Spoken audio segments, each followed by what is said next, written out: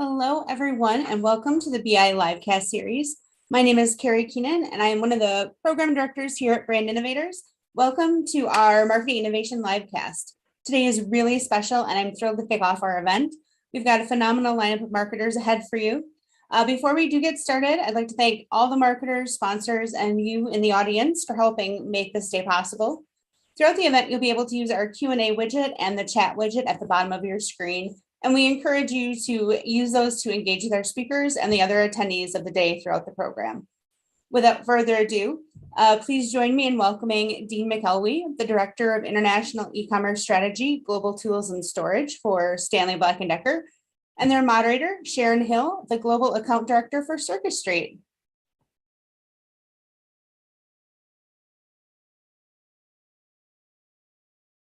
Hi, Sharon and Dean. Hi. Hi, good day. Well, you two take it away. Amazing. Thank you, Carrie. Well, thank you very much for having us. It's an absolute pleasure to be here. So Sharon Hill from Circus Street, as Carrie said, a global account director. And I'm absolutely delighted to have the opportunity to have a chat with Dean McElwee from Stanley Black & Decker. Dean's career has spanned a number of years. He's extremely experienced, has a lot to offer in terms of some insight and some perspectives on e-commerce trends, tools and tactics, and I'm sure we're going to have a very interesting conversation. As Carrie said, would be wonderful to have questions from the audience, and certainly feel free to enter any comments into the chat. Before we start, I wanted to say congratulations to Stanley Black & Decker for being awarded one of the US's most trusted brands. That's a wonderful accolade. I'm sure you're all very delighted within the business, and really nice to see that you came in, I think, within the top 30 actually for the first time. So really well done for that. And then in terms of a starting point for this conversation, Dean, you do have a lot of experience. I think it's 18 plus years as a commerce leader, and certainly a lot of experience within the e-commerce world. I think it would be great to start with your current role. So what you do at Stanley Black & Decker. And I'm interested in what gets you out of bed in the morning. So what gets you excited, and what are you really focusing on at the moment? Great, Sharon, and thank you for having me on, and thank you to the Brand Innovators team for inviting me on. So I look after international e-commerce strategy for the Stanley Black & Decker company. So what does that entail? That's our go-to-market strategy, how we go to market from an e-commerce point of view, for all countries outside North America and China. So everything in between. I often describe it as a bit of a sandwich. So anything from North America through to China, I look after how we go to market across our sort of B2C, which is our omni-channel and marketplaces business, our D2C, and also our B2B efforts. Amazing, thank you. What gets me out of bed in the morning? I think, well, first of all, I think looking after those territories, which are among some of the fastest growing e-commerce territories in the world. You've got everything from South Korea, which is one of the most innovative markets, through to Latin America, which is growing very quickly at the moment. They're just really so exciting. So I think there's just a huge variety. I can be working on something in earlier today, I was working on something in Chile this afternoon, where we're changing a fulfillment method in Chile. And this morning I was working on the strat process for doing our ambition. So it's quite a wide variety of things. So huge amount of change every single day. Wow. I was actually going to say you have no doubt seen a huge amount of growth with the areas that you look after, some coming from probably not very much in terms of e-com and really accelerating. So interesting that you said that. And I'd love to circle back later on to how you address market maturity and how you kind of try to understand what's needed within the market. But for now, what I'd like to ask you is, if you're reflecting over the last 2 to 3 years and considering some of this growth, what do you think? What do you think is probably one of the most significant, changes that you've seen within the landscape? Is it possible to sort of name 1 or 2 things that you think have really made a difference? Yeah, I think probably in the last 2 to 3 years, a couple of things have really changed. So, firstly, e-commerce was probably fairly off the radar or even quite small in a couple of organizations. And now it's become probably the biggest single driver of growth. Certainly in our business, nothing grew faster than e-commerce and contributed more to our overall growth than e-commerce did. So that's the first big change.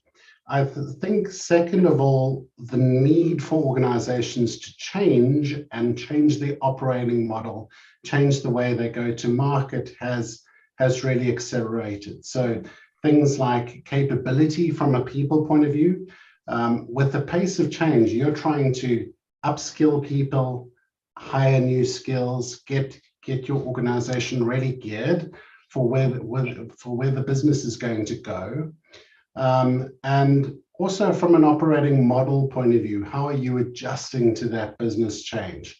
How are you bringing e-commerce into the center of your business to be part of the driver of change? So I think those are sort of some of the major ones. I think the other big one is really logistics and supply chain.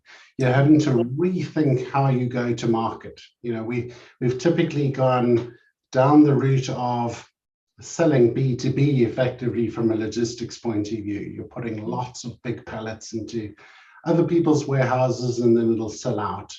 With e-commerce, this changes quite a bit. You've either got to do a D2C supply chain, or you've got to do a supply chain that allows you to service marketplaces, especially where there may not be fulfillment offered by the marketplace. So you've got to set it up for yourself. And I think those are some of the big changes that we certainly see. Wow. I think you've touched on so many things that a lot of businesses are having conversations about right now. If they've not yet implemented all of those changes, they're certainly talking about them. And I suppose what I'd like to circle back on is, do you have any advice or any suggestions on how to drive organizational change? It's a huge question. I do appreciate that. But what would be the success factors that you've experienced to help you drive change that has to go end to end? So it affects supply chain, it affects product design, it affects marketing plans. Any kind of high level thoughts on how to engage the whole business behind the change that's coming? Yeah, it's really a massive change, and I think there's a couple of things that you need to do. One is you need to understand that everybody in an organization has a different reference point. So some people, especially, may not be used to online, they may not be used to the digital side of things, and you'll have to start really from the scratch. And I often say to people, the digital IQ of an organization is inversely related to the seniority of the people in the organization. So the people at the top may not be as digitally savvy as the people low in the bottom. So you need to bring them with you on that journey and understand the need for change. When organizations have been successful, as ours have for 170 odd years, that need to create change or that need to change takes a lot longer for people to get to. So you've got to help them understand, first of all, the need for change. I think then you need to understand that this is a capability journey for the people in your organization already. So the existing salespeople, the existing marketing people, you need to understand that a lot of this is about capability and getting people comfortable with something that's potentially scary. Sometimes digital transformation can be hugely scary for organizations. And I think especially as e-commerce and digital people, sometimes we're guilty of it ourselves. We use language which is quite sort of sophisticated, and you've got to break that down. You've got to help people bridge the difference between the offline to the online. And that's really some of the ways we go about doing it. And then I think really focusing on a couple of priorities. What you'll see with e-commerce and digital in general is there is so much to do. And there is so much you can do, but what is really the focus for you as an organization? That's exactly my next question. So thank you. What I was thinking as you were talking is, I completely understand. I love the phrase digital IQ of an organization. Wouldn't it be wonderful if we could take a pulse check within our business and get a reading, and then break that down? And certainly that's something I think would add a huge amount of value to businesses to understand that digital IQ. But given it sometimes is another language, given it sometimes is something that's a little bit alien to the majority of the business, and yet there is a need to be able to operate within an e-commerce framework and connect with our consumers in a digital sense. What do you think are the priorities for global brands, from now? So we've talked about what's happened in the past and the changes, but going forward, what do you think are the priorities that global brands should be really focusing on? So certainly for the next 12 months, I think there are a couple of things which we'll definitely see. So first of all, we're in many parts of the world coming out of the pandemic. Yeah. And I think what you're seeing is a lot of growth in e-commerce. It's now about bedding down the foundations. What you'll see, I think, and you've seen it, we're certainly seeing it with the likes of the customers that we deal with, the Amazons of the world, is that the growth in e-commerce from a traffic point of view is slowing. It's not the sort of 40-50% growth. So it's really important to get the foundations right in your business. Take a bit of a breather, make sure you get the brilliant basics right. Make sure that you're really geared for that.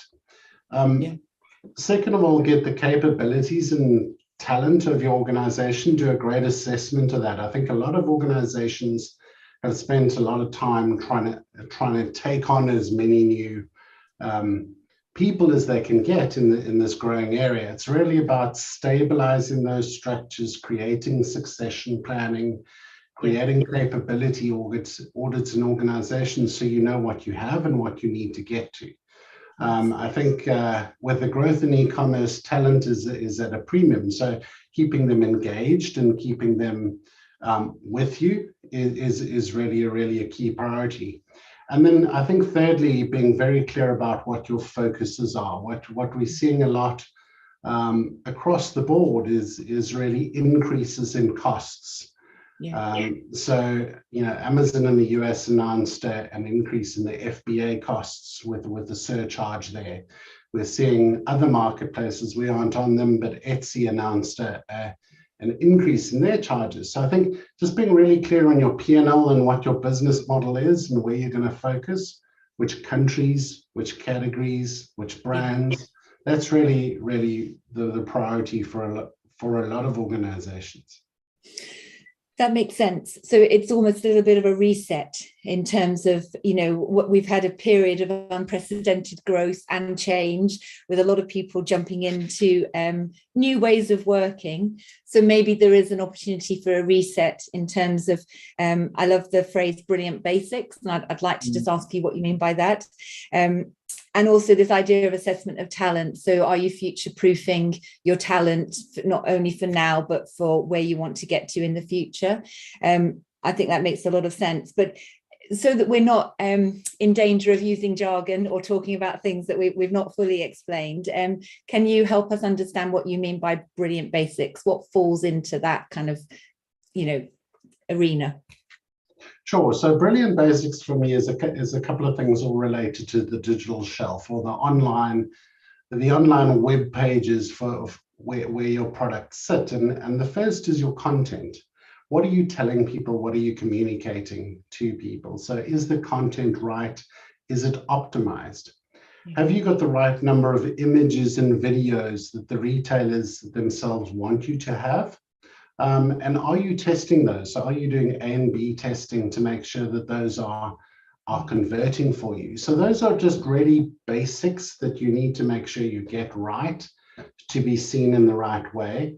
Another one is search. One of the single most important things that people often forget is that search is the primary way that people get discovered. So making sure that when somebody searches for your product, they find it on the web pages straight away is really some of the key. So these are the not so flashy things, but the really just basics that you need to get right to make sure that that people can find you and that people can convert. If they can't find you, they're never going to convert, and then you're going to get no sales.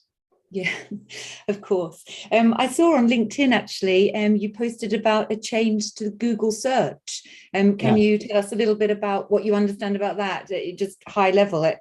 And if at Stanley Black & Decker, you're taking any, making any changes to accommodate for that? Yeah, so still early days. It's only just released in the US, and it's related to Google Lens. So it's a Google product which involves visual search. And I think one of the big things you're going to see going forward is search has typically been about text. And when you look at text, it's about typing in, and it's about making sure that you get the right result. But what we do know about search is contextual. So search is contextual to what you see.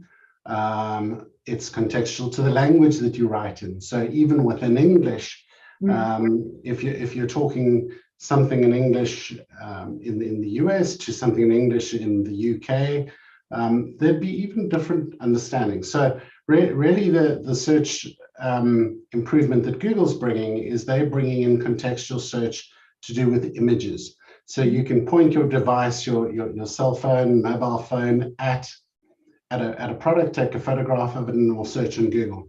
And this is really exciting because it allows people to discover things a lot quicker.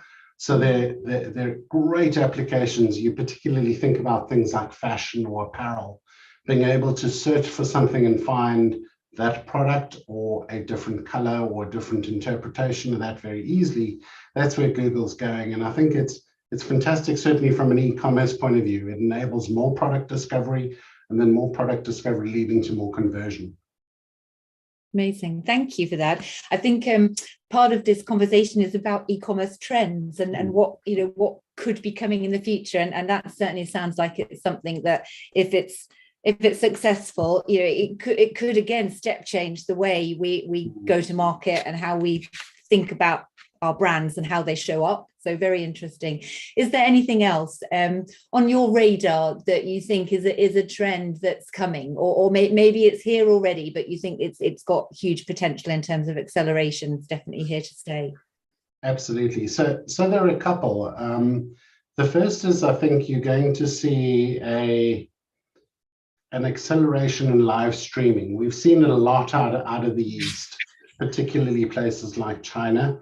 We're having great success and trialing using live streaming in France with one of our retailers there, and in South Korea.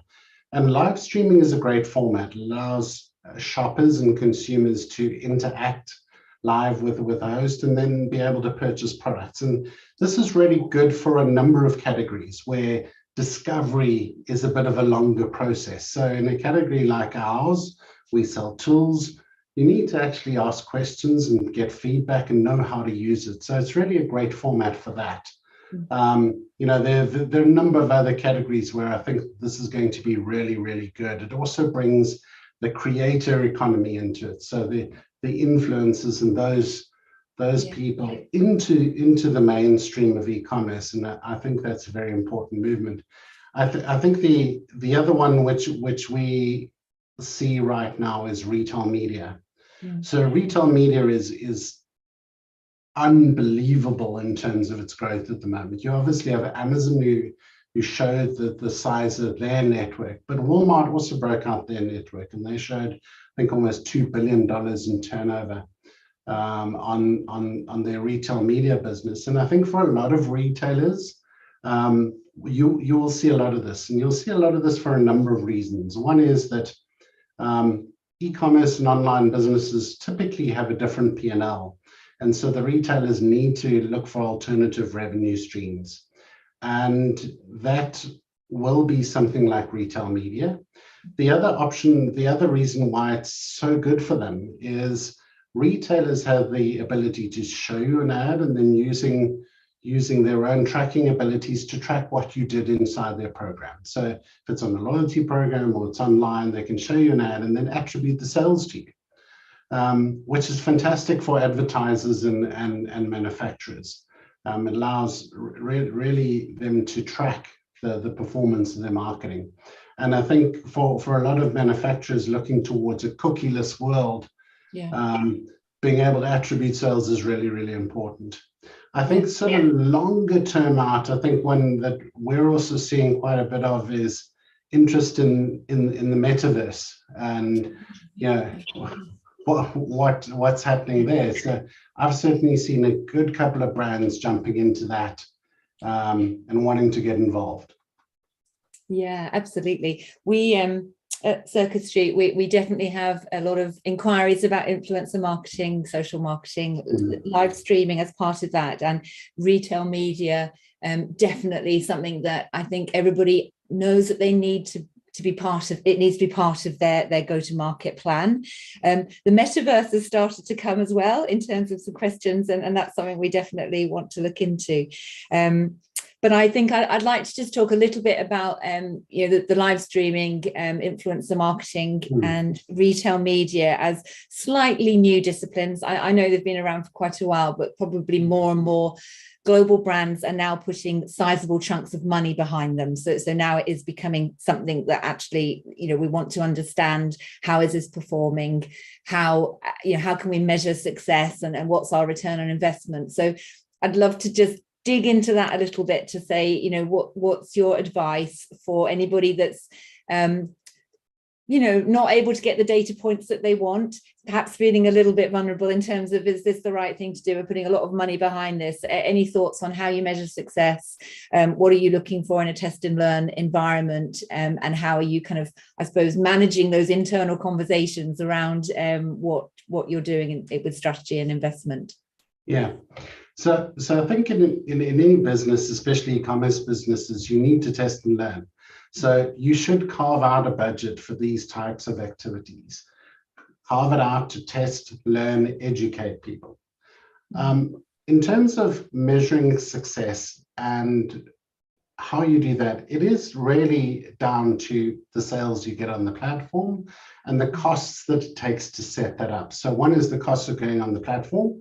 But then what we found is, because the format is still so new, if the retailer isn't advertising it, or even if they are, you should be advertising it too. So you should be creating a sort of full funnel campaign. Okay. So drive this, because it is about engagement, it's about educating people. So you need to create the demand for the event. Treat this as you would an event that you are running in your business. So if you get invited to conferences or things like that, there are lots and lots of teasers, come to this webinar, come to this. You need to adopt the same type of approach. You need to sort of inform people that it's coming, inform them who the influencer is going to be. Each of these influencers have their own community. So use them to drive more traffic into the platform. And then I think also be very clear on the script and the message that you want to get across. You're trying to educate people to get them to convert. So you need to be able to trust them to be able to stick to a script to get the conversion and get the sales for you. And then go back to your business. And it's really about coming back to the same metrics that you would do. I've often found that if you try and get too far away from the metrics that your business is used to, you won't be successful. So stick to things like ROAS. People understand ROAS, and just work on the fact of, how do I increase that? Test and learn different products until you get the right mix. Amazing. That makes a lot of sense. Actually, it's quite simple advice. Stick to what you know. But I think sometimes we overcomplicate things in terms of trying to create a story that then actually has the reverse effect of what we want. Thank you for all of that. I'm curious. We've talked about a number of different things here, but in terms of, are there any must-win battles for you within e-commerce? What would be, for you going forward, your top 3 things that you think absolutely we need to nail this in order to be successful and deliver our vision? Absolutely.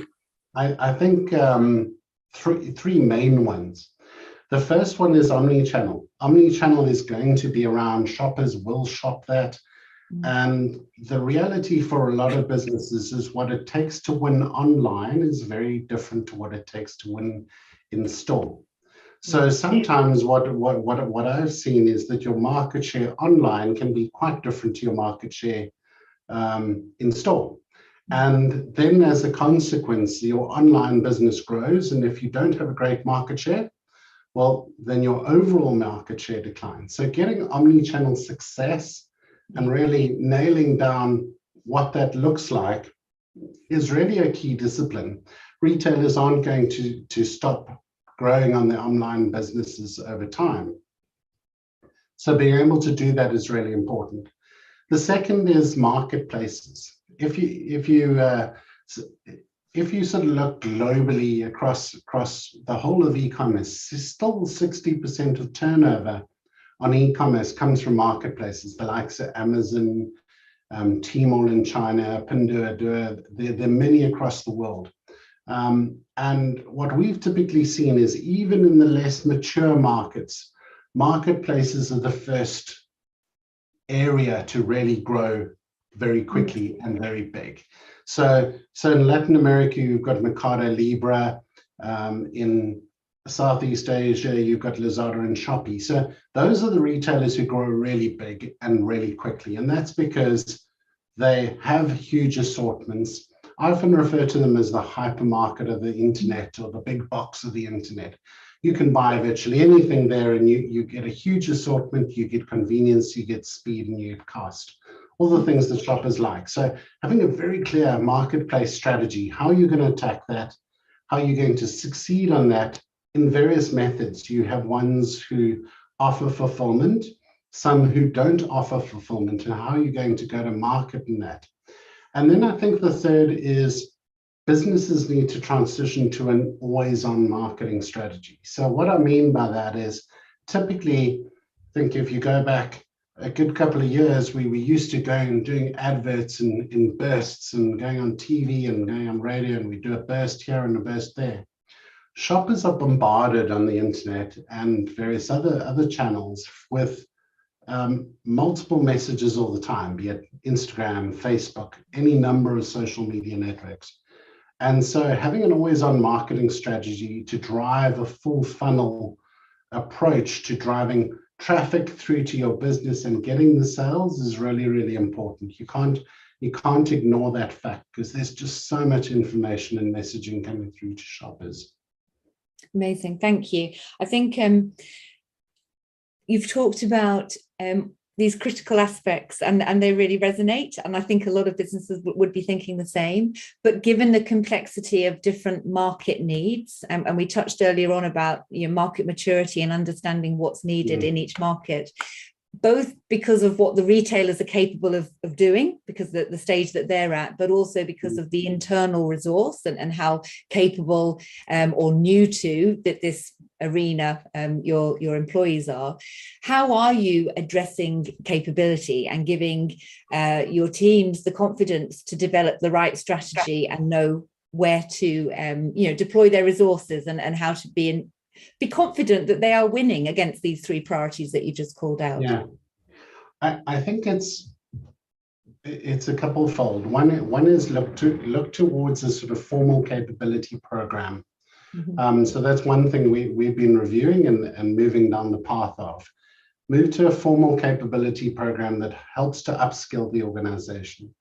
Second of all, give your teams the resources in terms of content that they need to be able to make great decisions. I think the one thing with e-commerce, it's one of the great challenges of e-commerce is that there is never enough data. It may seem like because we're operating in the digital world that there's tons of data, but you have this sort of juxtaposition. You have the IRIs, the Nielsen's to tell you your market share. In the online world, there isn't a lot of comprehensive data. So finding whatever data you can to give your teams the ability to make better decisions and therefore make a better strategy is really, really key. And then the third is be adaptable. Help your teams to be adaptable to the change that's coming. What we see in our business is change happens so quickly. So how can we be flexible and adaptable with the teams, giving them just enough to make the right decisions and the tools to be able to do that. So, we invest a lot in data orchestration. So pulling in multiple data sources, rendering them out to the teams from multiple platforms in a consistent way. If you add in all the data sources we have as a business, there are probably more than 30 data sources that we're accessing. Wow. So we're doing a lot of data orchestration to put it into one environment like a Power BI, so that people can access it and make better decisions. Amazing. That makes so much sense. And yes, and it loops back to then having the capability to use the data in a meaningful way, to answer your questions or to drive your strategy. So it is all very nicely linked, and certainly makes a lot of sense. I'm conscious of time, so we're at 5:30. I'd like to leave a few minutes just to see if there are any questions. Before I do that, I just thought for a little bit of fun, I was going to ask you, and I think I know the answer, but are you an online shopper? Pretty much so. I can't remember when last I didn't buy something online. Very good. And what was, well, may I ask you, if you don't mind sharing, what was the last thing you bought online? And or have you ever had any online fails where you've bought something and it's turned out to be completely different to what you expected? I'll start with the fails. Several items of the clothing that really just didn't fit, weren't of the right size, and had to be given to someone else who deserved it more than I did. The last thing I bought was actually quite interesting, just some film to cover windows and block out glares in various rooms in my house. So that naturally, that's one of the reasons why marketplaces are so good, because you can jump onto a marketplace and find an anti-glare film, which was the last thing I bought. Amazing, very good, and definitely better than having to drive 100 miles to go somewhere to buy anti-glare films. So definitely a good use. Now I'm not sure, I'm going to just turn back to Carrie if she's there. I'm not sure if we have got any questions. I've got a few more things I'd love to ask Dean, so I can certainly carry on, but if anybody has put a question forward or a comment. I'm not seeing anything in the Q&A, so I think you can just let it roll with the rest of your questions. I'm so glad we're not playing everyone gets to answer the online shopping question. But yeah, keep it rolling. Feel free to share. Well, it looks like something might have come in here. Sorry, what's this one? I don't know if I can access the questions. What's stopping you jumping into the metaverse? Nice question, Declan. Declan, great question. I think the metaverse is an interesting one. So there's nothing stopping us. I think it's a case of making sure that you make the right moves. The metaverse is a great place for immersive experiences, and that's what you've seen a lot of brands jumping into it for. For us, it's about priorities. We've got to fix our current business and be focused on the brilliant basics before we're prepared to jump into the metaverse. And I think for me personally, I'm waiting to see how this takes off. I think there have been lots of versions of things that have taken off. So voice commerce, for example, I think everybody said you'd be ordering everything over the Alexa. It's less than 2% of sales, according to the latest number I've seen. So still pretty early, but yeah, it's something, but not for right now for us. Question for me, we've talked quite a bit about e-commerce trends, and I think, sort of tactics or approaches that are important. We probably haven't spent a lot of time talking about tools. So I did want to just ask you if there are any tools that you have in your kit bag that you find really valuable. And I know we were talking about data and things earlier on, but if there's anything that you wanted to share, or any tactics or tips that you might have that would help. Well, I'm pretty much a novice, Sharon. This is why I joined a tool company, because I actually don't know what I'm doing half the time. So it's a great push for me to the content team, is to say, call me the average Joe consumer. I don't know what I'm doing. So help educate me. And I think that's where things like YouTube and those types of things really help. But yeah, I have vacuum cleaners. Naturally, we have a couple of vacuum cleaners. pressure washers, just pretty much the normal household stuff. We're now coming into spring, so I need to order a pole saw, which is just a long saw on the end to cut some of the hedges around the property. Amazing, thank you. That's super helpful. And finally, are there any resources from an e-commerce perspective that you find valuable? So that could be people that you follow on LinkedIn, it could be books or podcasts that you regularly tune into.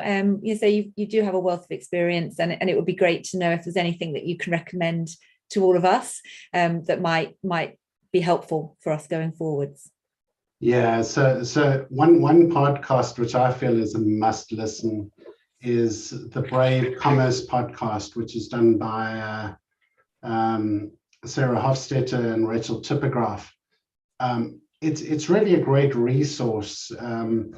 Rachel runs the Mckenna business, and it's really a great tool that they've got. But their podcast is just really full of very interesting tidbits. One of the other ones is the e-commerce brain trust, which is done by the CEO of Bobsled Agency, a lady called Kerry Masters, and it's just fantastic advice that if you're looking for information on Amazon and some of the marketplaces, she's got the e-commerce brains trust podcast, and those are really fantastic.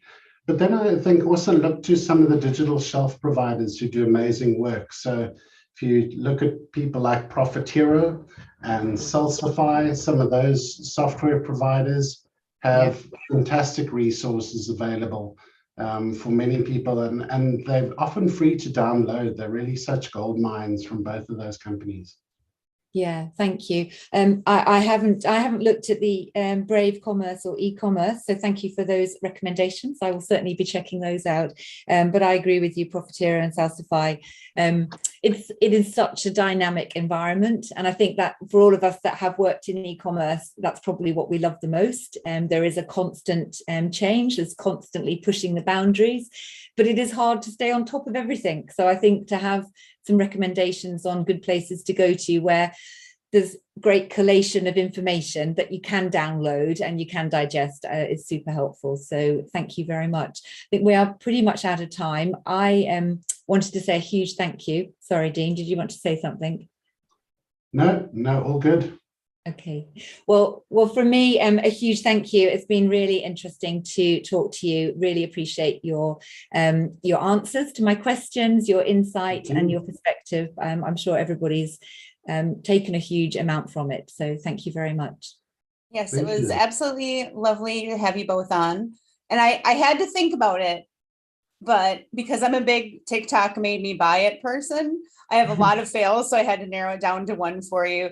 It's an avocado shaped catnip ball that you stick on the wall that our cat has zero interest in. So that's my fail du jour for e-commerce for you. That's I don't know if anybody's got too much time on their hands, you can actually look up e-commerce fails. That there's some really fun stuff out there. So yes, all sorts of clothing fails, as well as no doubt gadgets and tools that weren't quite as expected. But yeah, well, thank you very much. I think that's it from us, but we appreciate. Thank you so much. And Dean, I'm going to steal your phrase, brilliant basics, and use it all the time because it was also brilliant. I thought it was a great one. So thank you for that. Thank you. Thank you for having me on. Thank you, Sharon. Thank you very much. And then we are going to bring up our next session here. We've got a great group of speakers, all from Fidelity Investments. We are going to bring up Jennifer Ferraro, the Senior Manager of Content Strategy, Emily Mckenna, Demand Generation Marketing Director, Elisego Macau, Senior Marketing Manager, Tina LaMarche, Web and Search Marketing Director, Tara Gilmore, the Social Content Senior Manager, and our moderator for today, Gina Garubo, the President and CEO of National Public Media.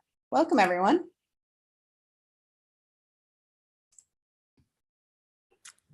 Thank you, Carrie. All right, and it looks like we have almost a full house, so I will let you enjoy your conversation, and thank you again all for joining us. Thank you. Thank you, Carrie. Nice to see everybody.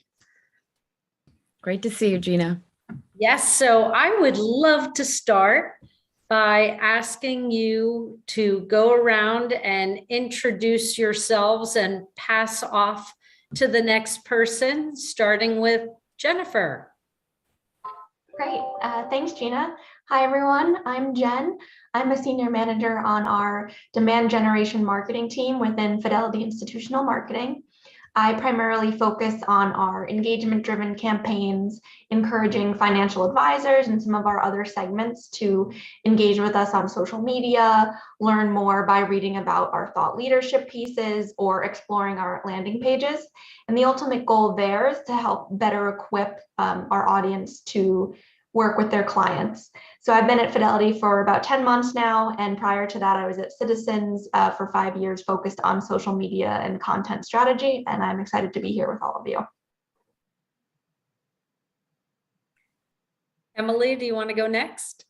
I would love to. Hi, everyone. I'm Emily Mckenna. I'm the Director of Demand Generation Marketing. So I lead a team of 6 very talented marketers, including 2 on the screen today, who develop, launch, and optimize both our awareness and also our lead generation campaigns.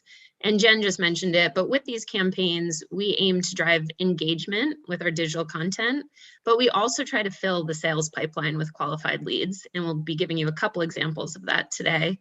And I've been at Fidelity for the past 2 years, but prior to that, I was in a variety of roles across content strategy and marketing disciplines, and worked at some really interesting brands, including Wayfair, CVS Health, and Alex and Ani. So Lisejo, I think I'll probably pass it over to you next. Thank you. Thanks, Emily. My name is Lisejo. I work at Fidelity. I do marketing campaigns in the demand generation team. I work very closely with Emily and Jennifer. My role basically is to manage and lead advertising campaigns and strategic campaigns to connect with our advisors, share business solutions, and also manage and drive ongoing conversations there. I've been at Fidelity for over a year, and the work that I do focuses primarily on engaging RIAs, investment professionals. Prior to joining Fidelity, I worked in South Africa. I also did some work in Spain, where I worked with the financial services clients. I've worked on clients like Old Mutual, BMW, Investec, and a few other different ones. So in terms of who's next, I'll pass it on to Tara. Thanks, Lisejo. My name is Tara Gilmore, and I am a social content senior manager within the digital engagement team here in FI. So I manage Fidelity Institutional's social media presence, and I also lead up an internal program where we help FI associates maximize their own social media use. I've been at Fidelity for a little over 2.5 years, and prior to Fidelity, I was actually on the agency side where Fidelity was my client, where I ran all paid initiatives across the business. So I'll pass it over to Tina. Perfect. Thanks, Tara. Hello, everyone. I'm Tina LaMarche, and I sit on the Fidelity Institutional Digital Engagement Marketing team as well, leading web and search marketing. And so currently my team is focused on many things, but most importantly, we are focused on bringing an intuitive, connected experience to our web users and clients. I've been with Fidelity for about 3 years. And prior to that, I worked in various industries across both the DTC and B2B space, leading go-to-market strategy and international campaign launches. And I've been with Fidelity for about 3 years, but looking forward to our discussion today. Thanks, you all. I'm going to start by asking Emily a question. Emily, can you talk about the institutional customer that you and the team focus on reaching and engaging? Absolutely, Gina. So Fidelity Investments is a very large organization, and we sit in Fidelity Institutional, which is the B2B arm of Fidelity Investments that focuses on wealth management firms and institutions. And within that, we work with clients across a wide spectrum of business models. So on the wealth management firm side, picture RIAs and family offices and broker dealers. And then on the institutional side, we've got trust companies, banks, insurance firms, plan sponsors, and others. But I would say that we're primarily targeting financial advisors and key firm decision makers across these groups. Emily, can you talk a bit about how the pandemic impacted this group and your thoughts around that? Yes, so it impacted us significantly on many levels. And we ran some research studies over the past couple of years that showed that COVID-19 has really shifted the way that advisors connect with clients.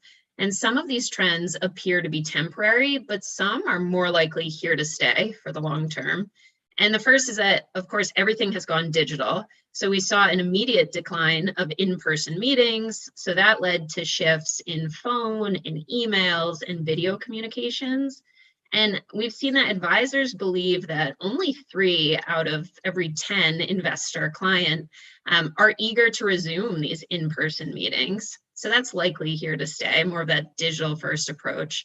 And we also saw that younger advisors, or those who are roughly under 35, leveraged social media heavily in client outreach throughout the pandemic. And the majority of advisors who leveraged more of a multi-channel approach for building prospect relationships throughout the pandemic reported either average or better results, so higher than those who had traditionally been using email only. But as it relates to us in Fidelity Institutional, we've also adapted over the last couple of years to become more client-centric. And this involved shifting from supporting more of those ad hoc marketing requests to a strategic view of campaigns and their impact. And Gina, if it's okay, I'd love to talk about how we're thinking through generating demand through these digital marketing campaigns, if I could spend a minute there. Sure. Great. And I just want to get at the core of why campaigns are important, why we put so much effort into them. And over the last 2 years, we've really shifted towards a focus on impact instead of volume. And digital marketing campaigns are a key part of this and are important for a number of reasons. And the first is that campaigns function as a driver of frequency. That allows a prospect to either see or hear or somehow interact with a message multiple times before they're ready to take action.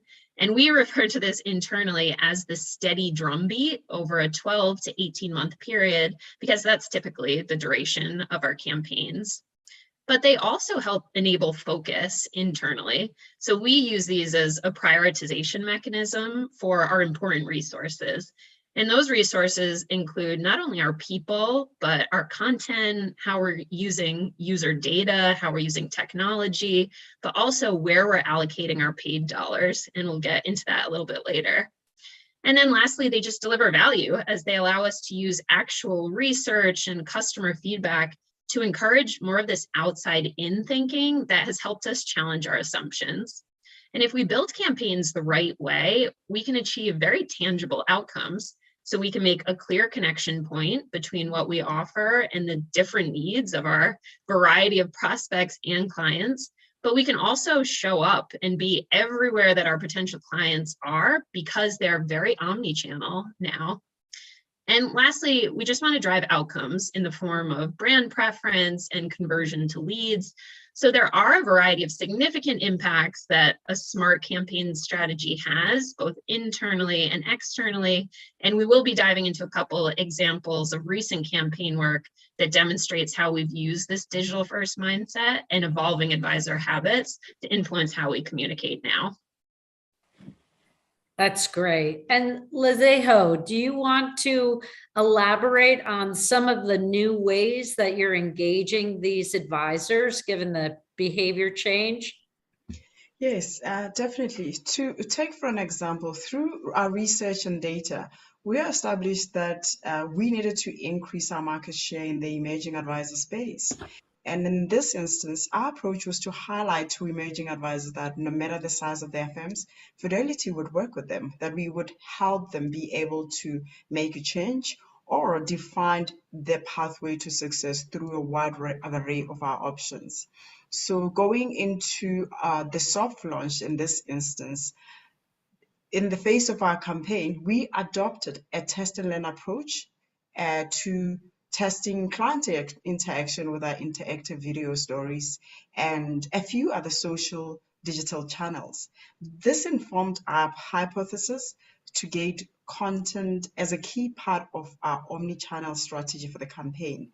And from that onwards, we were able to establish that gated content was a key part of a campaign. We noted it as as a key element of the campaign. It has proven to be a winning strategy that we continue to test and innovate around.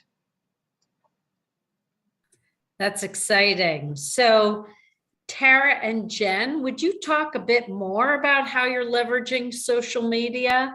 And I can share the screen when you're ready to show some examples that you had mentioned. Sounds great, Gina.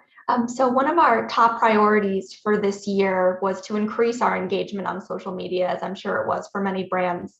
And one tactic that we leveraged to do this was organic LinkedIn polls, ensuring that we were meeting our audience where they are and asking them what types of content they were looking for from Fidelity, and then ultimately serving them up with the specific content that they asked for. And Tara is going to go through a few examples now.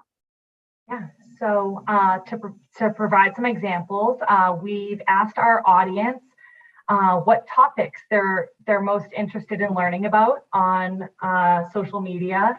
So this one that's up on the screen right now, we provided them with some examples to choose from, such as navigating today's markets, understanding investors, elevating advice, and market volatility. So the majority chose navigating today's markets. So to provide an almost sequential messaging experience, the next day we followed up with this post here on the screen, and it was directing them to our 2022 Equity Sectors Outlook page, where portfolio managers discuss key investment themes to provide a little more context as it pertains to navigating today's markets. So Gina, if you go to the next tab, we also asked which areas they'd like to see some more content around, be it sustainable investing, diversity and inclusion, or technology. Here, the majority chose technology. So as a result, you'll see here, we offered up some additional content on the technology front. And this is driving to our how technology is driving the future of wealth management landing page, just to provide, again, that full circle experience. And last but not least, we also use polls to gauge our audience's knowledge on certain areas. An example of that being, we asked what percentage of younger investors surveyed are interested in at least one non-financial service from advisors. So the majority chose 41%, which was the correct answer. So we followed up with this post here the next day to drive them to a white paper that dives deeper into some of the great insights that came out of our Fidelity Investor Insights study to help deliver value to Gen XYZ clients. So just in addition to that, beyond advertising in our Fidelity institutional brand pages, we also do have an ambassador program that grants our FI associates access to tailored content, much of which we just mentioned here. So that gives us the push beyond our brand footprint. So it allows our ambassadors to nourish their own market and their own network and help kind of, again, reach beyond the FI brand footprint. We have about over 100 ambassadors within the program. So it really helps amplify our messaging beyond our brand footprint to really help nourish those engagements and those relationships. Thanks, Tara. So Emily and Jen, I understand that you've been exploring new media platforms. What has your test and learn journey taught you? I would say that first off, it's taught us that we're not always right, and that's okay. We typically come in with a learning agenda and a hypothesis, but more often than not, we're disproven and we learn something new. But the point of test and learn, of course, is to challenge our own assumptions and to make smarter decisions.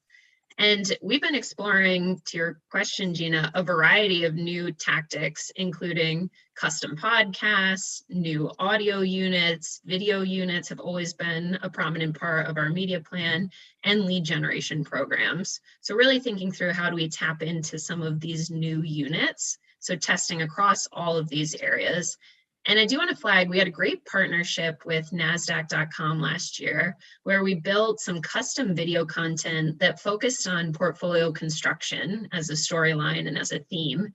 And in addition to a series of long form videos, they also developed some social cut downs or shorter versions of the videos for A/B testing on social specifically. And we were able to leverage their findings and use their audience as a testing ground to understand which variation performed better. And then, of course, we took the winners and promoted them on our FI handles. So we've gleaned a lot of good insights across paid media and partnerships, but I'm also going to pass it to Jen to talk through some more specific tests. Thanks, Emily. And I plan to highlight quickly both paid and organic tactics that we've leveraged this year. So in a prior question, I know we addressed the LinkedIn polls to drive that engagement, and using the results of those polls, we plan to dive into both organic Twitter polls as well as paid Twitter polls to see how our audience there is different or similar to our audience on LinkedIn. And as Emily mentioned, we plan to leverage podcast cut downs to continue to drive engagement for our audiences. And you all gave me permission to show a little bit of the audio that we created for Fidelity that ran across all the NPR digital platforms. And this was featuring one of your advisors.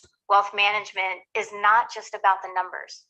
It's about defining what wealth means to you and what it can mean for your goals and your family. Hi, I'm Dylan Sanders, Vice President, Wealth Management Advisor for Fidelity Private Wealth Management.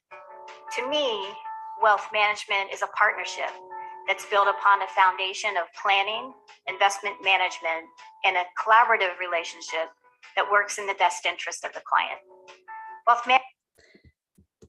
So as you can see, she gets to tell her story, and this enables her to reach other advisors and wealthy individuals. So next, Jen and Lizejo, can you talk about and share some examples of the video efforts that you created? Sure thing, Gina. So I'm just going to briefly provide a little context about our client stories effort, and then Lizejo will dive deeper into a specific example. So as I'm sure anyone in the audience would agree, testimonials resonate more than a direct message from a brand advertising a product, service, or how great they are as a brand. And so using that knowledge, we plan to expand our existing client stories library to not only highlight our capabilities, but highlight our relationship with our clients and our relationships that the advisors have with their end clients. And this is essentially a long-term effort to revitalize our branding, messages, and segments that we reach. And Lizejo has a specific example that she'd like to share.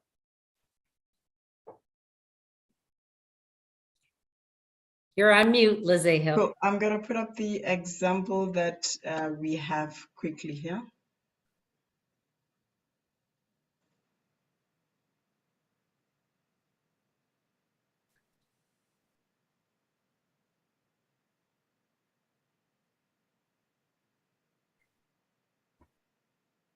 Can you all hear the audio? Because I can do it on my screen. No, I can't hear it, unfortunately. Okay, Lizejo, if you shut it down, I can share it instead. And hopefully it'll work on my end. You know, Fidelity was doing fintech things and being very innovative in that area even before it was a buzzword, and giving me leverage so that my business can scale quicker from an investment advisory standpoint.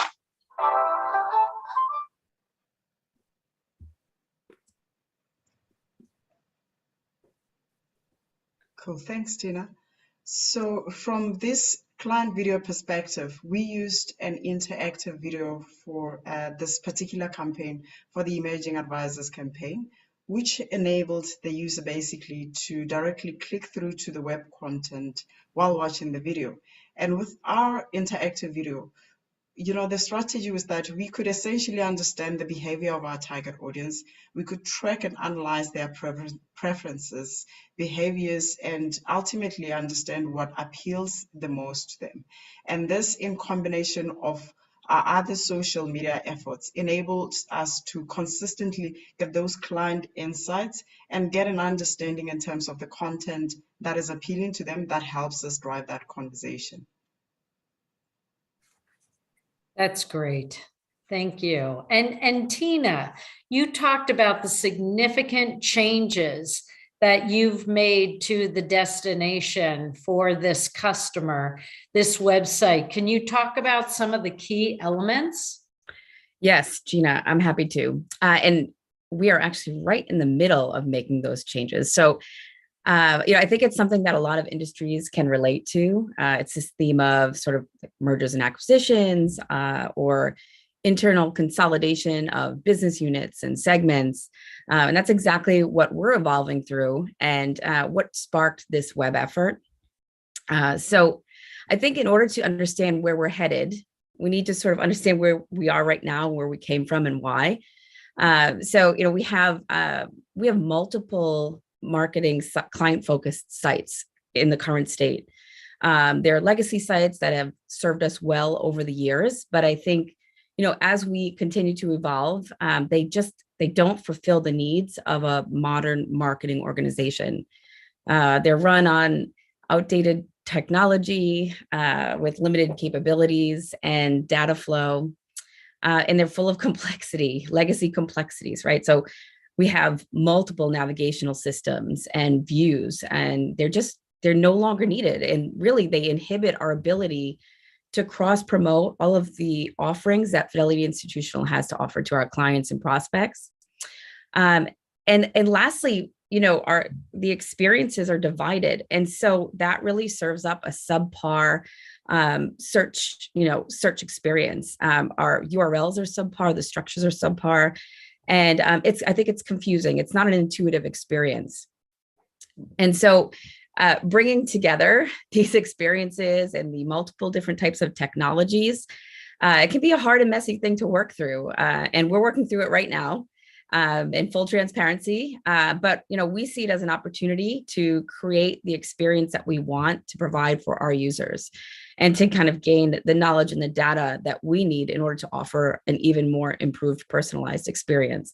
And so that's exactly what we're going for. We want to create and stand up this digital first, personalized, lead gen focused site that enhances all of the other efforts that we've been talking about here today. So we're thinking of a site that one unified site that brings all the experiences together in a unified brand experience and helps to showcase all of the Fidelity Institutional offerings. And then we need to take a look at the structure. We have to simplify the structure of the site. So we need to get down to as few as possible navigational systems, be that maybe one or two instead of 24. And offer up a simplified, easy user experience, and that we want to build that from data-driven insights and real user testing. And we also want to make sure that the site is SEO optimized, that our URL structures and content are sound and easy to navigate to. And we'll do that with some of our updated technology that we're standing up right now. Also very important, as I mentioned, is improved lead generation and scaled personalization for our prospects and our clients. And then I think lastly, it's like, how do we know if it's working? So how do we know that it's a relevant experience? So we need enhanced measurement and insights. And the way through that is to power the site by improved MarTech stack. So we are improving our CMS, we're improving our marketing automation tools, as well as personalization and CRMs. So in terms of omni-channel automation strategies, can you dive into that a little more? Yeah, and again, in all transparency, I think it's a work in progress, right? But everything that we've talked about here is, I mean, that's the goal. We're really, all of this innovation, all of these changes in evolution is all pointing us to create to this true omni-channel experience, right? So we want to meet our clients and our users throughout the connected channels that we offer. We want to allow them to sort of pick up the conversation where they left off in one channel and continue it into another. So, you know, part of doing that is leveraging marketing automation and personalization together to help them through that journey. And we think that helps kind of build that strong relationship that we've been talking about with our prospects and with our clients, and builds trust in Fidelity as a provider. So I think all of that helps us in, you know, elevating our web experiences, our social media strategy, test and learn that Tara has been talking about, and it enhances our campaign focus that the campaign team has been talking about to support all stages of the funnel. And it just gets us to that sort of that utopian state, right? That true omni-channel experience. Again, building trusted relationships with our clients, and that's really the end goal there. Well, it sounds like you're iterating and innovating across the board, you all. Does anybody want to have some final comments on where you are hoping to be in the next year or so, based on, sounds like a long road that you've been on and you're going to continue to be on?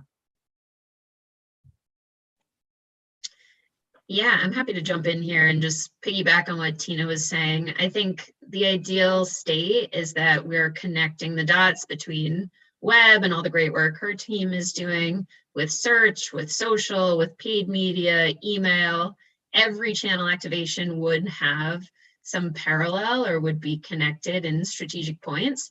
And I think the other big thing that we're focusing on this year is ensuring that we have specific content across the different stages of the buying journey. So how are we thinking about awareness content, consideration content, decision content, just to ensure that we're aligning the right story at the right time to different points in time, depending on where that specific user is. And it really just all comes back to personalized one-to-one journeys that we want to build over time.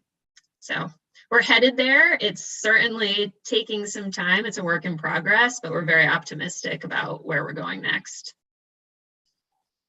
Well, I think this has been eye-opening and exciting, and I thank you all. I think a lot of people have learned a lot about your efforts today, so thank you.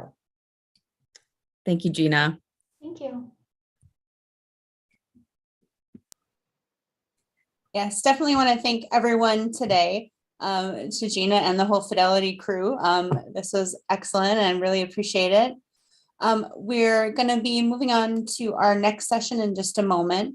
But again, one last thank you to everyone here. And we'll be welcoming in our next fireside chat, which will be Jay Dolwani, the CMO of Wink, with our moderator, Casey Saran, the CEO of Spaceback.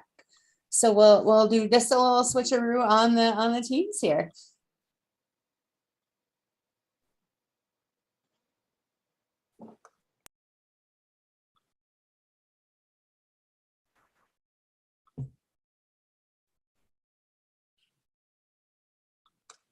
And then Jay and Casey, if you just want to flip your video on, you'll be all set. Hey there, I think I just got promoted to a panelist. Perfect. All right. And thank you both for being here and jumping on a little bit early. I appreciate it, and have a great session, and we'll talk to you soon. Sounds great. Thanks, Carrie. Jay, how you doing, man? Good to see you. Doing great. Good to see you as well. Can't complain. How are things going for you? Yeah, good. I'm glad we were able to reschedule. So thanks so much for the Brand Innovators team and community for flexibility on this. Jay and I met a few weeks ago to prepare, and with some scheduling changes had to push back. So I've been looking forward to this for a few weeks. I'll start out by introducing myself real quick. My name is Casey Saran, and I'm the co-founder and CEO at Spaceback. Most of my career has been in programmatic advertising, and What I just saw was that there was such a disparity between the quality of content brands were creating on social media, and their social presence, the level of investment in Facebook posts and Instagram and TikTok was just night and day compared to the quality of content in banner ads. And as a result, consumers tend to ignore most banner ads. So our company built a platform that automatically recreates social media experiences in standard ad units. So that any brand who's running a social presence and also running ads outside of social can run leverage their social media investment, the look and feel of that content for much better performance in paid media world. So I've been at the intersection of social media and programmatic for a while, and excited to talk to Jay. Jay, maybe I'll let you introduce yourself before I pepper you with questions. Yeah, sounds great. I'll introduce myself and give a quick overview of Wink as well. So I very much started my career as a generalist in the technology consulting space, really leading massive transformations for companies across the country from a technology perspective, kind of using technology to drive internal cost efficiencies as well as amazing consumer experiences. So started out as a consultant in the technology space and slowly started to see my passion for Bird as a product. Bird scooters is kind of my first foray into the startup world. I was actually, when I was in consulting and I was visiting my clients, found myself taking scooters to and from my client site. And as just a lover of the product, I decided to join the organization, really get myself into the startup world, get my feet wet. And at Bird, I played a wide variety of roles, very much focused on strategy and operations, but also started to lead one of their new ventures called Monthly Rentals. We launched a monthly rental product in San Francisco, Miami, Barcelona, and started to own that P&L for a little bit, really starting to get that full depth of P&L management experience. From there, I went to Fair.com, which is a startup in the vehicle subscription space. They actually just sold to another company, but to lead customer retention efforts. And that was my first foray into kind of consumer retention. I was focused on retaining. They had a product that would rent cars to Uber drivers so that they can use them to make a living. So I was focused on retaining those drivers in our cars. And then I found Wink, and my journey at Wink has been incredibly interesting, but I'll give a quick overview of Wink as a company before I dive into that. Wink designs, produces, and sells innovative beverage brands, very focused on the next generation of consumers, so Millennial and Gen Z, very focused on the wine space today. We distribute in an omni-channel way, direct to consumer through wink.com, the wine subscription, as well as in retail stores and restaurants across the country. We develop our own brands that we then scale through distributors and retailers. So really focused on growing brands in an omni-channel way, which makes it an incredibly unique business because there are very few scaled omni-channel platforms in beverage alcohol, and none with several of an entire portfolio of brands. So that's what makes Wink a super interesting company. And I kind of started my career here in the direct-to-consumer space, focused on wink.com, the subscription, running that P&L, focused on customer retention and customer experience. Early last year, really started to focus in the marketing space by taking on the performance marketing team. And that was my first foray just a year ago into the world of marketing, particularly in e-commerce. And as of a few months ago, moved into the CMO role where I oversee the direct-to-consumer business, that P&L, as well as omni-channel growth, so retail growth for some of our core brands, particularly focused on our largest brand, Summer Water, this year, which I'm very excited about. But oversee everything from marketing to creative to engineering, analytics, as well as a team of general managers focused on driving our P&L. So, my background as a generalist, my love for technology, and my recent kind of foray into marketing kind of led me into this role today where, it's very much a non-traditional CMO role in that it encompasses a lot of P&L management and a lot of different functions, but absolutely loving every minute of it. Amazing. Thank you. And it sounds like your experience at Bird was pretty really got your wheels turning more on kind of data-driven approaches to growing retention. Scooter is so different than your current business, but what are some of the things that you learned about branding from a more data-driven retention model, or are those different things? Yeah, no, I think, Bird was an incredible deep dive into the world of data analytics and how you can use analytics to drive business decisions.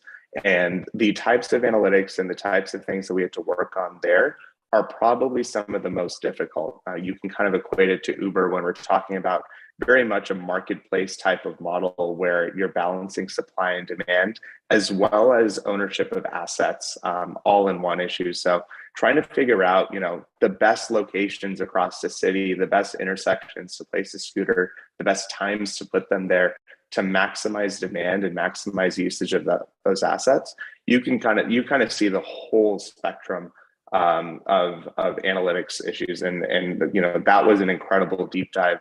I started a little bit to use that type of skill set in terms of customer retention at Bird, but really when I went to FAIR, I was able to leverage that insight and that knowledge to really look at things like LTV curves, cancellation rates, projecting out future cohort value, and apply it in a very marketing way. But compared to the type of marketplace issues and supply and demand imbalances that we were solving at Bird, it almost makes these types of problems seem easier, but that was a great entry point into the world of analytics, and has really helped me become a very data-driven marketer. Yep. And a lot of times when we see campaigns, the world is, or I won't say the world, budgets, still seem to be somewhat bifurcated between, performance budget and branding budget. And it sounds like, the way that you think about marketing, or it's all performance in a way, but how is your background, from Bird and FAIR and focused on like user retention, educated how you approach, either measurement or creative or these other things that tend to be less about, the hard numbers or less data driven at the surface? Yeah, I think it's all about approaching problems in a logical, structured way. So when looking at an issue like brand versus performance marketing and how you allocate budgets and how you allocate spend, you can look at the numbers, but it's important to take a step back and understand the limitations of the data that you're looking at. If you're evaluating brand spend based off of performance marketing metrics, you're not going to see good results and you're never going to allocate dollars there. So there are ways that you can look at kind of how you're allocating spend across channels, what KPIs you're looking at, and what period that you're looking at to really drive decisions. I think for things like brand spend, looking at conversion rate or click-through rate may not be the best metric to look at. Maybe you have to take a step back and look at, pre-post analyses between markets. You have to run regressions, holdout tests, et cetera. There are different ways to go about measuring that. But I think, if you take a very rigid approach to any of these problems that you're solving, and you're able to kind of understand the data that you're looking at and the limitations of that and adjust your approach accordingly, I think that's really the learning in terms of like how to solve a wide variety of complex problems. And the one that you had mentioned when looking at brand versus performance marketing is just another use case of an application of a problem solving model. Yep, makes sense. It sounds like there's a lot of advantages coming from like a kind of a data-driven analytics background into a CMO role. What are some of the challenges, if any? Yeah, I mean, it's an incredibly difficult role. I think, the biggest challenge that I would call out is, truly operating as a CMO and understanding what that means. I think, a lot of the times the lines are blurred between a director of marketing and a director of growth who's really responsible for allocating spend and testing new channels.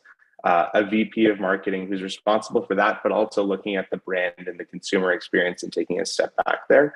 And the role of a CMO, which is very, very different from what I'm used to, but it should really be focused on one, providing challenge to the team, obviously building that team, but providing challenge to that team in the form of asking the right questions, and then primarily focused on driving executive strategy with the rest of the executive group. So I would say that the largest differentiation and the most difficult part of this role has been actually taking myself out of that process as an operator and as a day-to-day executor.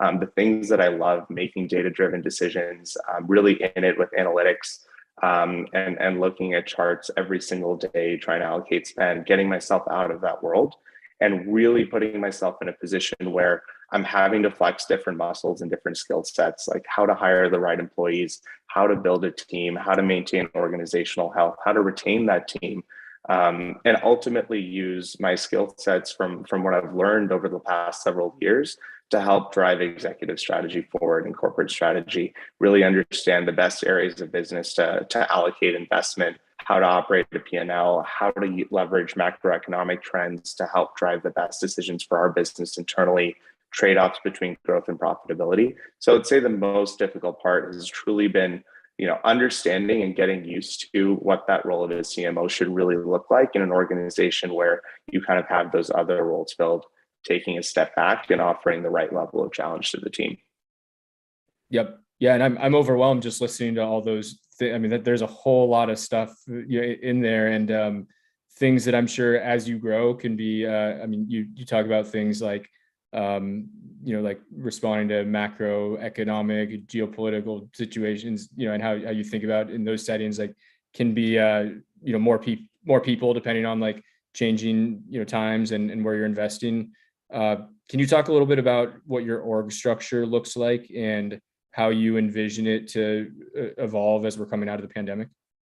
Yeah. So, I mean, the driving force behind how our organization is structured is our ability to support multiple brands in the best and most efficient way possible. So we kind of have this nuance of having multiple brands and also multiple channels, direct to consumer and wholesale. So the way that the team is structured is that I have a VP of marketing that's focused on performance marketing, creative, and customer experience. So all of those things that are kind of very customer top of funnel focused, and creating, obviously allocating budgets, but also making sure that there's a consistent experience across our brands, across those three functions. And that organization, that marketing specific organization, spans across all of our brands as well as Wink.com, which is our direct to consumer subscription business. So that's kind of one arm of the organization. Another arm of the organization has to do with Wink.com. So you have kind of a lead or a general manager of that organization, as well as engineering and analytics functions that report into that person. Wink.com is a completely homegrown system. It was built over 10 years ago, and the world of e-commerce today is so different than it was 10 years ago. The tools, the Shopify's of the world, those things didn't exist that long ago in this capacity. So it's a completely homegrown system. So we have a really strong team of engineers and analytics folks to support that business. And then this is really where we get to the scalable part as we start focusing on more and more brands. Have a general manager focused on Summer Water, which is our number one brand right now, as well as a small team under her. And she's really focused on driving omni-channel growth across both direct to consumer and wholesale for that brand and managing that brand's P&L. And in the future, as we continue to expand, obviously one of the impacts of the pandemic, we saw a huge surge in adoption of e-commerce. Wholesale is coming back quicker than ever. So as we scale the number of brands that we look at, not only will we build under these general managers to provide a larger support structure, but we'll also bring on new general managers to help lead some of the brands that we really want to focus on and really focus on growth across channels with that shared service marketing team to support them.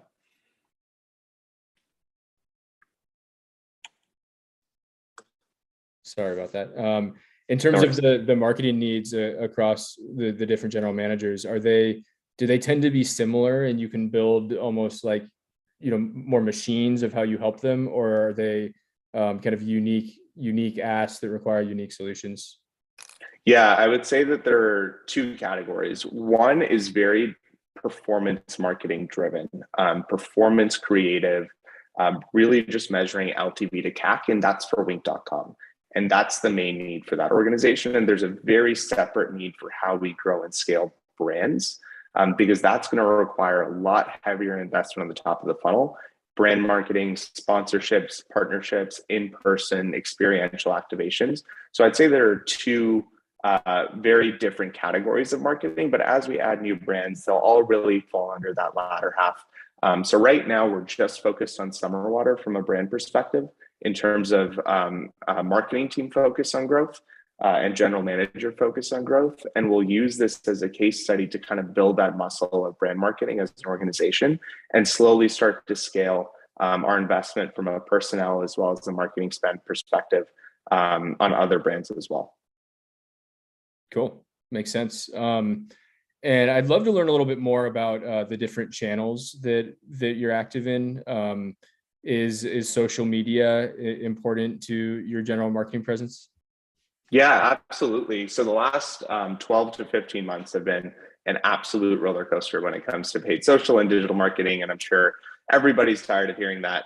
But we can, the way in which we approached it, a couple of ways. Obviously, we have two driving issues over the last 12 months. One being iOS 14.5 and the tracking and visibility issues that's caused. The second, which I think is the more pressing issue, has been rising CPMs. Year over year for the last 2 years, 50% increases, a total of 100% plus compounded. That has had a huge impact on our brands as well as brands across the globe. And the ways in which we've approached that are two ways. Number one, we actually really focused on paid social as this was happening in terms of improving our creative, getting click-through rates up, improving ad to page relevancy from our landing pages, and then really optimizing our conversion funnel to make that channel actually work for us, which we were able to do. And, we've been able to scale that channel more so than we would have thought during these times. At the same time, we were also looking at diversifying across channels to your original question. Obviously, we're on social from a paid and organic basis. We're on search. We used to have a relatively small influencer marketing and affiliate marketing program. Those programs have since grown in scope over the last 12 months and really contributing to a larger percentage of our new customer acquisition. And we've also started to explore more traditional channels like direct mail. Direct mail has been almost like a little secret weapon over the last 6 months in terms of efficiency and our ability to scale it. We're looking at partnerships with other brands. How can we use, inbox inserts, do swaps with other brands to drive new customer activations? Inbox inserts are the only form of marketing that have 100% open rate. So that's been widely successful for us. So really a combined approach of really digging in, understanding the issues with paid social, which is obviously where the majority of our spend is, and making improvements at every step along the way, as well as a level of channel diversification into channels like affiliate and influencer, as well as some more traditional channels like direct mail and partnerships. Yeah, I'm really interested to dive in on the, sounds like you've pared back working with influencers a little bit and you're still open to it as a channel, but can you share a little bit more about kind of your experience, challenges, opportunity with influencers and why that's something you're still optimistic about? Yeah, I mean, it's certainly had its fair share of ups and downs and is also very dependent on two things. Number one is how you use influencers, and two, on algorithms. And so on the first piece, in terms of how we use influencers, you can either use them for content or you can use them for distribution. And in the past, we found the most success using them for distribution, not necessarily content that we then whitelist on things like paid social. We found it to be a highly effective way, assuming we're choosing the right influencers, to target our key audience and to drive conversions. And we did that for a very long time, and we scale up or down depending on the success that we're seeing out in the market. Every day, every week, every month, there are changes being made to the algorithm that impact views of different things like in-feed posts, story posts, reels, etc. So we constantly have to be adapting to that. And our budgets flex up and down depending on the ROI that we're seeing on our buckets of paid spend on influencers. The second piece around content, I know over the last 12 to 15 months, content marketing and using influencers for content and then whitelisting those influencers for paid social has been incredibly effective for a lot of brands. We've been unique in a way in that, we've found that making that content internally that looks like, very UGC, very native to the platform, but also something that's directly focused on selling. And of course, we know our customers best, has been a lot more effective than trying to prescribe a certain type of content to an influencer to create, or even allowing them to have the creative freedom to create their own content. That works when they're distributing to their engaged audience, because there's an alignment between that style of content and their audience. It's worked a lot less when we then take that and we try to use it in more paid advertising and distribute it on a CPM basis. So a little bit unique to our brand, but as we talked about at the beginning, constantly evaluating new things, looking at the data and making decisions, but being incredibly flexible along the way. Yep. Yeah, that's interesting. And I think a lot of brands value the content that influencers are creating more than their distribution. And it sounds like for you, it's still they're almost a channel to reach more of the right audience, more so than a content creator. Is that right? Yeah. That's what we've seen. That's what we've seen historically. Obviously, it's very dependent on algorithms and the kind of reach of their content, but that's what we've seen historically. And not to say that content isn't good for distribution. We've just found that we've been able to make more effective content internally. Yep. No, it totally makes sense. And I think too, a big challenge is the distribution and the content are connected with the influencer. Someone seeing content created, by that influencer, and there's a different kind of relevancy when you're seeing that content outside of the social channel. If it's not based on you're following this influencer, you've signaled some kind of interest, it cannot necessarily feel as relevant. So I do think it's a targeting challenge in some ways too, of how do you get that, get the influencers' audiences and identify them in other ways other than just, extending content through an influencer. Yeah, certainly a targeting challenge. And then you're faced with a scalability challenge after that, unless you have a very, very broad influencer program and generating a ton of content. But yeah, I mean, these are all of the fun problems that I love about what I do. Yeah, totally. Yeah, you can totally create the scale challenge by solving the targeting challenge. And sometimes that's not the right thing to do. Makes sense. Sure. Cool. Well, can you talk to us, tell us, we talked about a few case studies of, since you've come on, some successes with retention. Can you share one of those case studies with the Brand Innovators Group?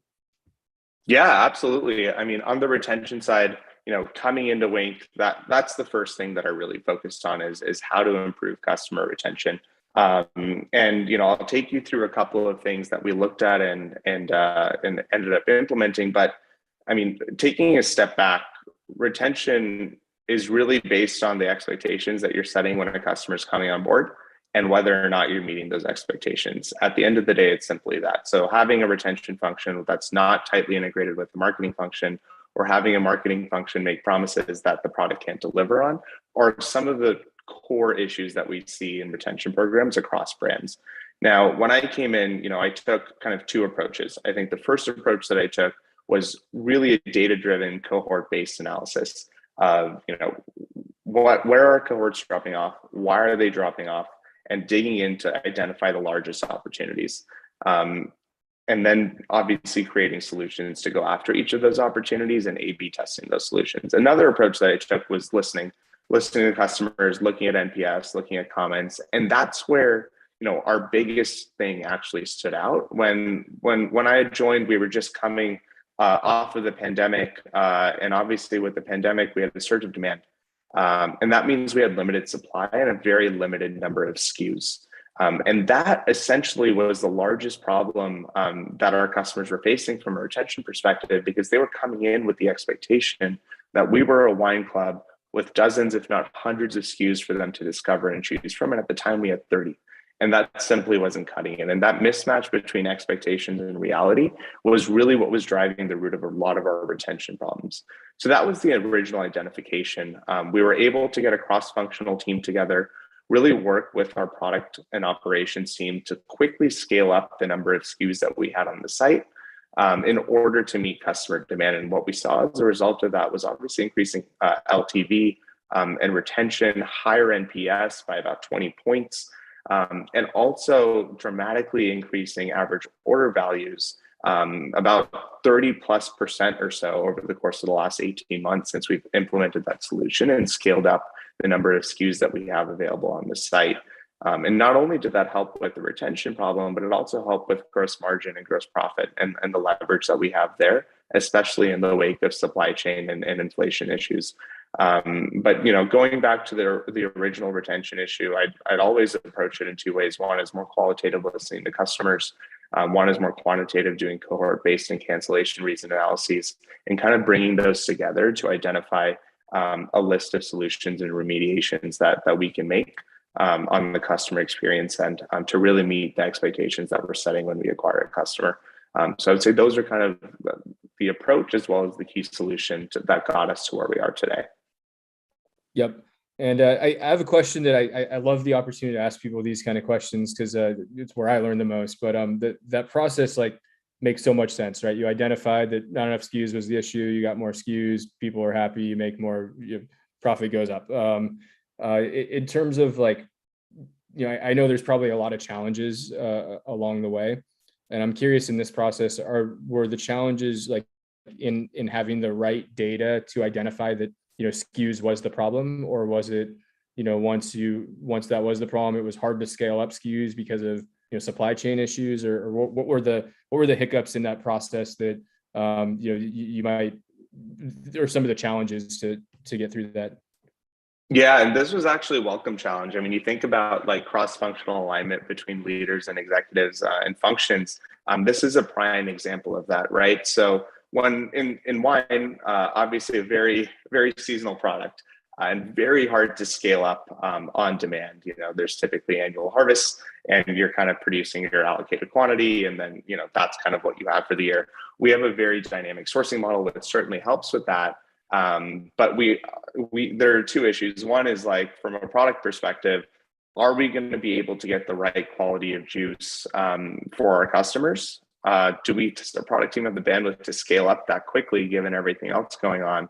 And from a cash cycle perspective, it's actually a very heavy investment up front to buy all of this product, all of this diversification, send them to bottling, and then make that back over a period of 12 to 18 months. And as a relatively smaller company, that's a real consideration.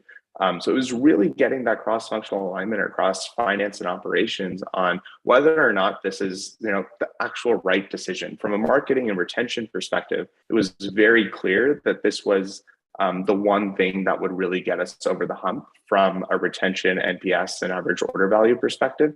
But those were the other considerations that we had to take into account, and the problems that were raised up cross-functionally. And those are the types of challenges that really make you think critically to get to the right decision. What we ended up doing with that challenge is we did a very short-term test where we actually sourced some products from some partner winemakers, weren't brands that we had created ourselves, put it on the site for a limited period of time in a certain number of states, and did almost hack together an A/B test to understand what type of impact an increase in SKUs would have on our site. And we saw that it was really as significant as originally hypothesized. So we decided it was the right direction to make the investment in. But the biggest challenge, and one that I welcomed, was kind of that cross-functional collaboration and thinking and understanding where other functions are coming from or how this decision impacts the organization as a whole. Yep. And therein lies, I think, most of the challenges and why I love getting to ask that question. It sounds like this probably helped you gain a lot of trust internally pretty quickly, as this was one of the first initiatives you focused on. When did you first start? You said it was not long after the pandemic started? Yeah, I started July of 2020. Wow. Yeah, crazy timing. So can you tell us, with the world getting back to normal, are there, and it seems like you started in such a crazy time, how is it talking to other people? Are things getting back to normal, or is there never going to be a normal after what the business has been through in the pandemic? How Yeah, Yeah, I mean, I think, the beauty of it is that we're scaled across channels. And in 2020, and you kind of see like the cyclicality there. In 2020, direct to consumer just went through the roof. And we were able to acquire customers at prices we never thought we were able to acquire customers at, and it enabled us to scale our direct to consumer business a lot. Now, of course, since then, that's very, very difficult growth to come to. So we have to have more sustainable, profitable growth on the channel. But at the same time, in 2020, when restaurants were shut down, when less people were going out to shop at grocery stores, our wholesale business suffered from a growth perspective. And we weren't seeing the type of growth that we wanted to see in that channel because essentially restaurants were shut. And so as we kind of get out of that world and resuming normalcy, I think we've seen slow but steady growth rates on direct to consumer in a healthy, very profitable way, and a resurgence of our wholesale business as people start to go out, as accounts start to open up. And so, our two business models or two business channels have really been able to offset each other over the course of the last few years. I think what's changed from our perspective is how we think about varying levels of investment and capital allocation, especially in a tightening macroeconomic environment. And previously, where the payback and LTV to CAC and internal rate of return on direct to consumer and scaling that business was a no-brainer, very similarly, we're seeing the growth of wholesale be along those lines. So it's really a capital allocation problem of where we want to scale and grow and where we can find the best internal rate of return relative to our cost of capital. And right now, that's really focused on growing that wholesale business as we come out of the pandemic. Yep. And you talked about, number of SKUs being a challenge early on in the pandemic. As you're coming out of the pandemic, what do you anticipate to be the biggest retention challenges in the future? Yeah, I mean, I think that's a really good question. I think what we've been seeing, obviously, with surge of demand, people were exclusively shopping online, and now that's started to balance out a little bit. So it's really about meeting customer needs. Like originally, one of the biggest value props that we had for customers during the peak of the pandemic was, our ability to deliver right at your doorstep, and you don't have to leave your house, don't have to expose yourself to anything. It was a great value proposition. And now, obviously, while that's important, that can't be what stands out. And one of the things that I've been focusing on is how we shift our lens of, having to acquire customers from a specific channel versus being there when they want to buy a product and how they want to get a product. And we can really leverage, our scale across stores and across direct to consumer for that. If you want to keep your wine fridge stocked on a consistent cadence, if you want to explore and discover new products and brands from across the globe, sign up for a Wink membership. But if you want to purchase that day for an event, or you're going over to a friend's house and need something quicker than that, like how can we make our brands known and available to you, as well as our points of distributions known and available to you? So from shifting our focus from like a channel base, we need to acquire X number of customers, get X revenue, to a consumer base. Once we acquire a customer, we don't really care where they purchase, whether it's direct to consumer or buying our product in store. It's really about what's most convenient to them at that point in time and what meets their needs. That's kind of how we're shifting our focus a little bit to meet the consumer where they're at, and hopefully keep them within the Wink ecosystem. Yep.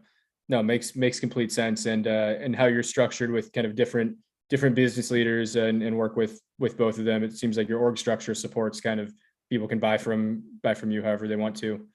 Do you feel like your or I guess more fun question, any new products coming up or anything you can hint about that we should be excited about? Yeah. No specifics, but we're certainly looking to get cross category, right? Wink started in wine, but really focused on making drinks that the next generation of consumers is really going to enjoy, that enhance their everyday moments. We recently launched a sake on our website that's been doing incredibly well. So that was kind of our first foray cross category. But we're looking at a variety of different things. Ready to drink is a really interesting category. Packaging innovation from can we serve wine in a bag, or does it have to be a bottle, or things like that are things that we're looking at as well. How can we get more sustainable? So as we think about innovation, we're thinking about it from a packaging perspective as well as a cross-category perspective. So sake was our first foray there, and lots of exciting trends to keep a lookout for, and things that we're innovating on. I'd highlight ready to drink as one of those really key trends that we're seeing out in the market and want to go out and attack. Have you drinking wine out of a bag before? I have, and I'm very proud of it. Takes you back to the college days. Yeah, no, I totally would. I know like box wine's got a bag inside of it, so I'm picturing like the box wine without the box. Yeah, I mean, it's convenient. It stays out longer, and you can have some fun with it. Nice. Yeah, and this seltzer category seems like something that wasn't even on my radar before the pandemic, and now you walk, down the beer aisle in the grocery store, and it's all seltzers. Is that something that you're thinking about, or is that in the ready to drink category? Yeah, I mean, it's certainly ready to drink. The seltzer category is super interesting, and speaking more personally, of course, as a company, we're looking at categories across the space. That is one where you had such an imbalance of supply and demand at the start, where I'd go to grocery stores to look for a case of White Claw, I just couldn't find it. And it was incredibly difficult to actually find the product. And then, at this time, you have all of these manufacturers, all of this competition, seeing the space, seeing the trends, and getting into it at the same exact time. And now you have an imbalance in the exact opposite direction, where supply is actually exceeding demand, and the level of competition that's out there. I think, a few months ago, Truly, had to dispose of I think hundreds of thousands of cases of their product because those products aren't shelf stable past 4 months or so, and there was just an overage of supply and demand. So certainly seeing the trade-offs and economics in the seltzer specific category not necessarily favorable to new competition, but of course that's subject to change at any point in time. I think what you're seeing a lot is alcohol brands like Absolut, Grey Goose, Aperol, making ready-to-drink cocktails, and kind of taking the work out of putting together a craft cocktail. And that space has certainly seen a ton of growth, both in the spirits-based cocktail as well as wine-based cocktails. So that's a super interesting space. Yep, nice. Cool. I think we're wrapping up here pretty quick. Do we have any? If there's any questions from the audience, feel free to share. And Jay, I have a few quick, just fun Bird. So Bird is like, I mean, every time I go to a new city, it's like the greatest way to just kind of get your whereabouts, and it's cheap and convenient. I'm a big Bird fan.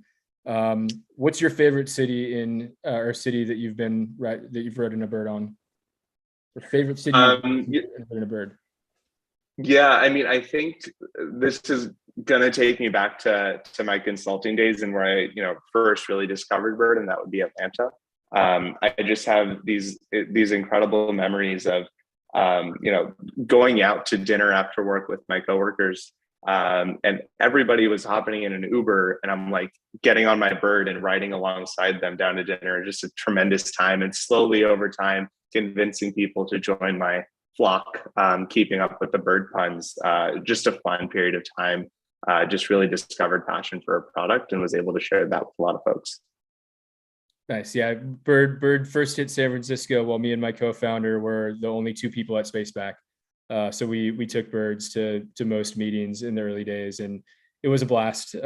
We still, whenever we get together in a different city, always go on a Bird flock ride together.